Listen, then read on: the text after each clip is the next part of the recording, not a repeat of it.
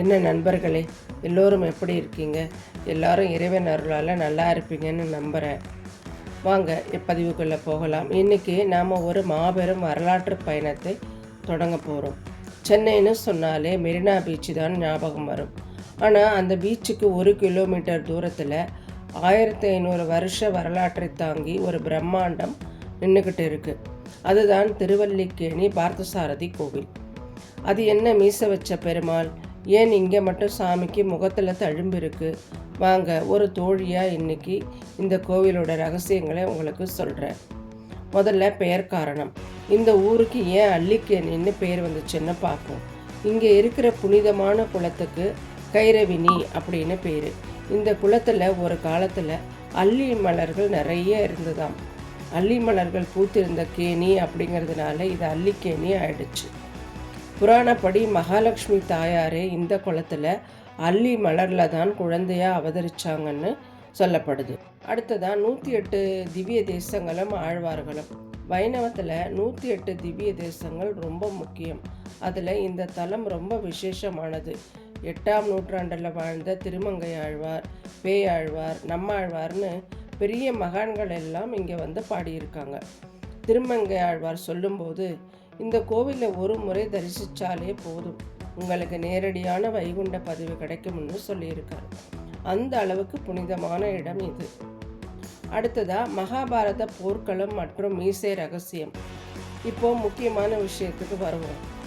உலகத்தில் நீங்கள் எங்கே தேடினாலும் பெருமாளை மீசையோட பார்க்க முடியாது. ஆனால் இங்கே மட்டும் ஏன் மீசை?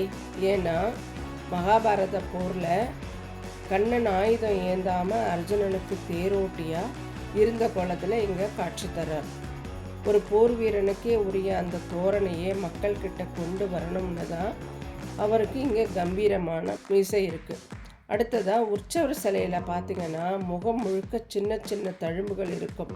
மகாபாரத போரில் பீஷ்மர் அம்பு விடும்போது அர்ஜுனனை காப்பாற்ற கண்ணன் அந்த அம்புகளை தன்முகத்தில் ஏற்றுக்கிட்டார். அந்த வடுக்களை இப்போவும் நேரடியாக பார்க்கலாம். பார்க்கும்போது அப்படியே மெய் சிலிர்த்து போய்விடும் நண்பர்களே. அடுத்த பகுதியாக ஒரு கோவிலில் 5 திவ்ய தேசங்கள். ஒரே கோவிலில் 5 திவ்ய தேசங்கள், எத்தனை அற்புதம் பார்த்தீங்களா நண்பர்களே. இந்த கோவிலுக்கு போனால் நீங்கள் ஒரே நேரத்தில் 5 முக்கியமான கோவில்களுக்கு போனால் புண்ணியம் கிடைக்கும். முதல்ல வெங்கட கிருஷ்ணன், அதாவது பார்த்தசாரதி, மதுராவுக்கு போன பலன் கிடைக்குமாம். இந்த சன்னதியை பார்த்துட்டீங்கன்னா. ரங்கநாதர் ஸ்ரீரங்கத்தில் இருக்க மாதிரியே பாம்பனையில் பள்ளி கொண்ட கோலத்தில் இருப்பார். 3வது ராமபிரான் தன் குடும்பத்தோடு இங்கே இருப்பார். இவரை பார்த்துட்டிங்கன்னா நீங்கள் அயோத்திக்கு போன பலன். அடுத்தது யோக நரசிம்மர், கல்விக்கு அதிபதி, அகோபிலம் போன பலன்.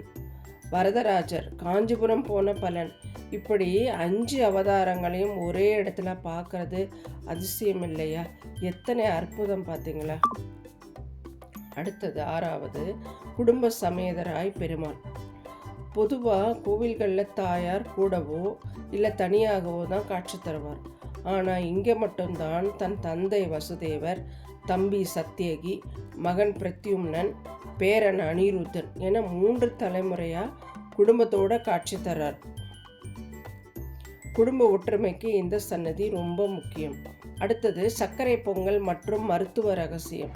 சரி, இப்போ நம்ம எல்லாருக்கும் பிடிச்ச விஷயத்துக்கு வருவோம். அந்த மணக்க கிடைக்கிற சர்க்கரை பொங்கல். இதில் என்ன ஒரு ஆச்சரியம் இருக்குதுன்னு பார்த்தீங்கன்னா, மற்ற இடத்துல இனிப்பில் மிளகு சேர்க்க மாட்டாங்க. ஆனால் இங்கே மட்டும் மிளகும் சீரகமும் சேர்த்தே செய்கிறாங்க. ஏன்னா போர்க்களத்தில் இருந்தப்போ கண்ணனுக்கு ஜீரண சக்திக்காகவும் ஆரோக்கியத்துக்காகவும் இப்படித்தான் உணவு செஞ்சாங்களாம். அதுவும் இப்போவுமே பிரசாதமாக தொடருது. இதோட ருசியே தனிதான். வரலாற்று சுவடுகளை பார்ப்போம். இப்போ நம்ம மகாகவி பாரதியாருக்கும் இந்த கோவிலுக்கும் ஒரு நெருங்கிய தொடர்பு இருக்குது.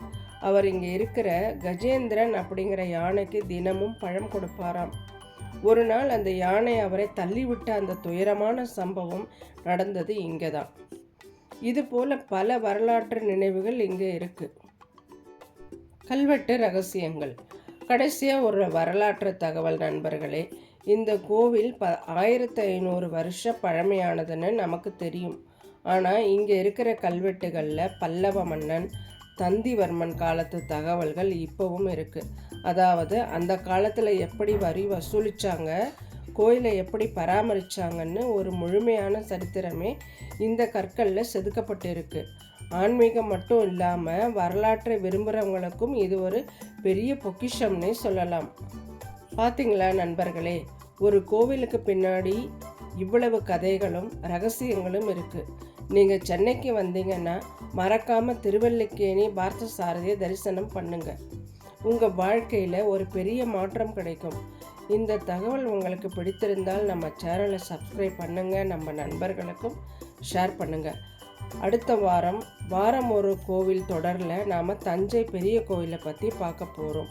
அதுக்கு முன்னாடி உங்களுக்கு ஏதாவது கோவிலை பற்றி தெரிஞ்சுக்கணுன்னாலும் கமெண்ட்டில் சொல்லுங்கள், அதுவும் உங்களுக்காக ஒளிபரப்பப்படும். அதுவரை உங்ககிட்ட இருந்து விடைபெறுவது உங்கள் தோழி.